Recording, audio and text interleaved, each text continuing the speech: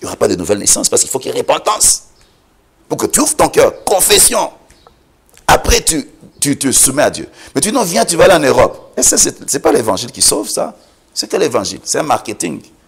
Alors, on a prêché un mauvais évangile pendant longtemps. On a une race bizarre dans l'église. Ils ne sont pas nés de nouveau. Et cette race-là des ramassis, ils auront des expériences compliquées. Et le drame, c'est adapter notre enseignement sur eux. Eux, ils sont des races bizarres. Il faut regarder les autres. Mais ils sont très peu. Et c'est ça l'un des problèmes qu'on a dans les églises. On prêche un évangile des ramassis, mais pas un évangile des vrais sauvés. Et on fait des débats sur les ramassis, qui sont très nombreux dans nos églises.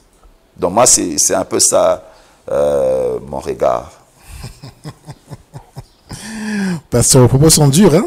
Vos propos sont très durs. Vous allez les assumer jusqu'à la fin. Jusqu'à la fin. Le 5e concept, avant que nous chutons, ça c'est une phrase, l'onction brise les jougs. Yeah. Comment vous comprenez cette phrase-là?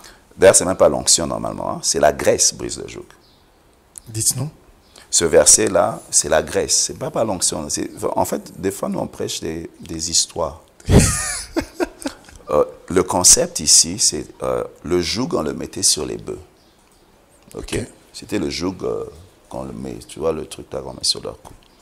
Et quand le bœuf était petit, ce joug tenait.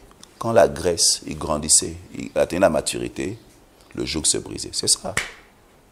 Ce n'est pas une graisse extérieure, c'est une graisse intérieure. Et c'est un enseignement sur Galates 4. Aussi longtemps que l'héritier est un enfant, il ne diffère en rien de l'esclave.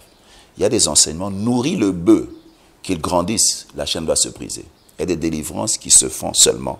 Tu nourris l'enfant, plus il grandit, le joug va se briser. Ce n'est pas une onction extérieure, c'est l'onction intérieure, ou de maturité, le joug tombe. Un éléphanteau, tu peux l'attacher avec une chaîne, mais quand il va grandir, il va bouger, ça va se casser. Il y a des délivrances, d'ailleurs les plus grandes délivrances se font souvent comme ça. La personne puisse être grandie avec Dieu. Il y a des chaînes qui se tombent. Vous connaîtrez la vérité et la vérité vous affranchira. La délivrance par l'enseignement, la délivrance par la révélation, la délivrance. Et c'est l'une des délivrances qui opère sur tout le monde. Parce que même quand tu opères, tu libères la puissance. Ce n'est pas tout le monde qui tombe.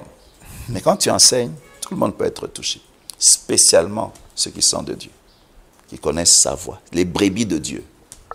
Mais nous, des fois, on se laisse embrouiller par les spectacles des ramassis. Tu sais qu'il y a des démons qui crient alors qu'il n'est pas en train de partir pour te distraire. Tu prends la parole, tu veux prêcher. Quelqu'un dit, il commence à faire un truc. Mais comment détecter tout ça? Discernement des esprits. Là, tu vas lui dire, ok, je vais prêcher. L'esprit du prophète est soumis au prophète. C'est le monde de la parole. Parce que quand tu enseignes, les gens grandissent. Parce que l'église, c'est un endroit pour le perfectionnement des saints. Et comment les perfectionner?